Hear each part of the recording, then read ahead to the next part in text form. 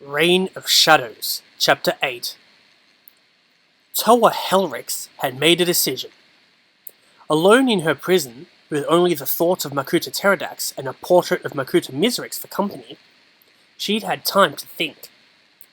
Teridax had made a point of telling her what he planned to do: harness the power of the Great Spirit's body and use it to conquer worlds. She had no doubt he could do it too, unless he was stopped. But how? The obvious answer lay with the Matoran. There was an obvious connection between their labours and the health of the mechanical being in which they lived. Simply put, if they stopped working, the robot would die, and Makuta Teridax with it. The problem was that Teridax would not tolerate a strike. No doubt he would slaughter some Matoran, in particularly agonizing ways, until the rest gave in. Brave as they were, the Matoran couldn't be counted on to stand firm in the face of their friend's suffering. There was, of course, another problem too.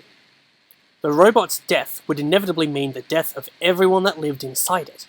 Matoran, Toa, Vortix, Skakti, everyone. The planet outside had no known land masses, and so no place to flee to. The inhabitants of the Matoran Universe would suffocate or freeze in the darkness. As leader of the Order of Matanui, Helryx had often had to make decisions that sent agents to their deaths. It came with the job. But could she make a decision that would send an entire universe to its grave? Yes, as it turned out, she could. Teridax had to be stopped before he killed or enslaved billions of innocents in the universe beyond.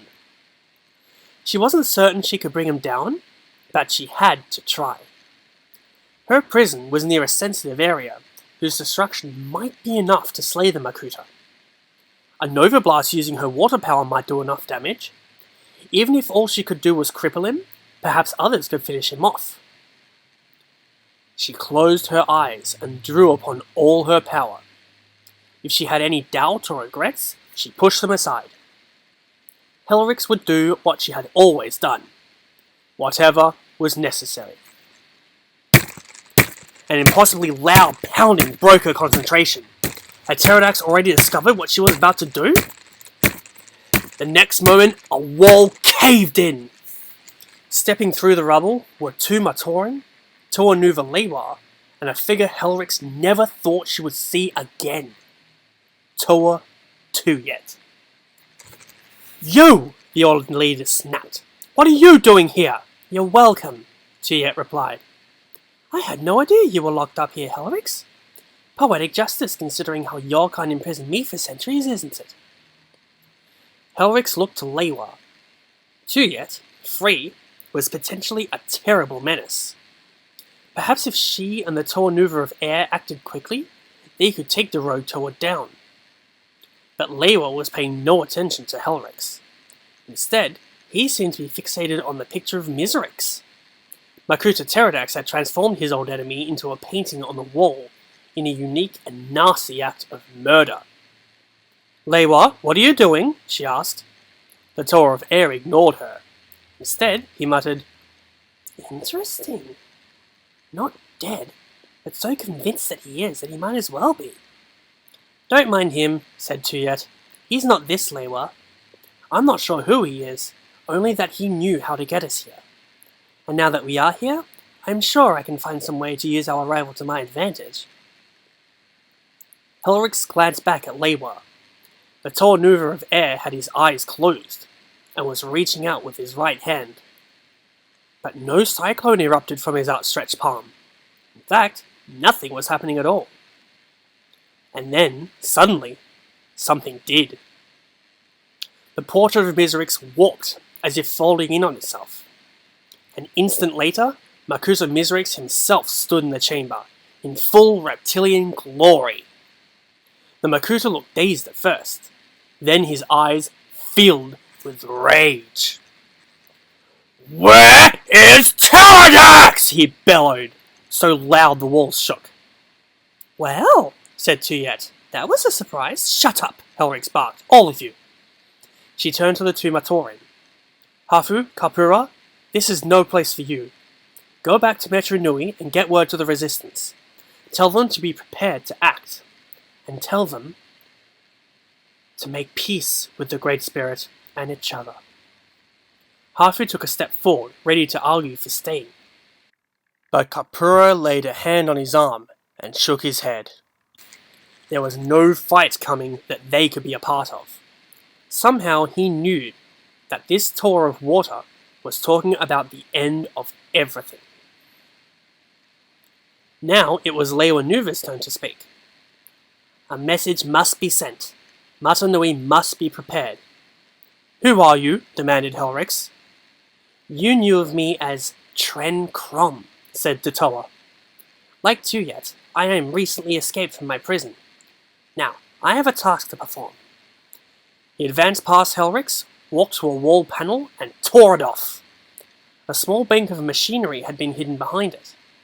As he started to manipulate the controls, Helryx, Tuyet, and Mizrix all moved to stop him. Hold! Everyone in the room whirled to see who had spoken. Standing in the opened wall were Brutaka and Axon. Brutaka was levitating, and a greenish aura surrounded him. Axon's left arm hung useless at his side. Both looked like they'd been through a war.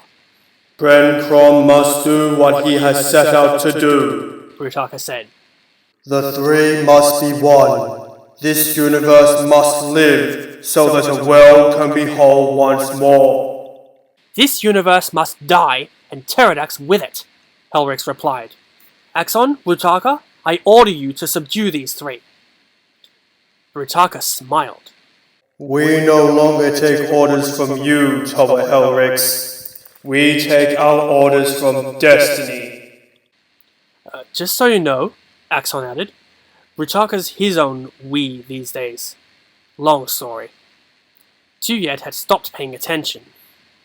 She was eavesdropping on Tren Krom. Whatever message he was sending was for the most part not an audible one. But now and then he would mutter something she could catch. So far, she had heard the words Ignika and golden armor. Both were intriguing to say the least.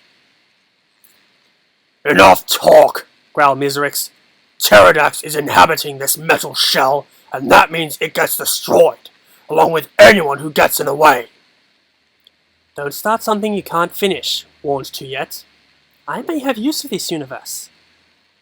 Brutaka, maybe Helryx is right, said Axon. Maybe this is the only sure way of stopping Teridax. Maybe it's what Matanui would want us to do. Before the startled eyes of Kapura and Hafu, battle lines were drawn. On one side stood Helryx, Mizrix, and Axon. On the other, Tuyet, Lewa Nuva, and Brutaka. If it must be, it must, said Brutaka. To save this universe, then, Axon, Helryx, and Mizrix must die. To be continued.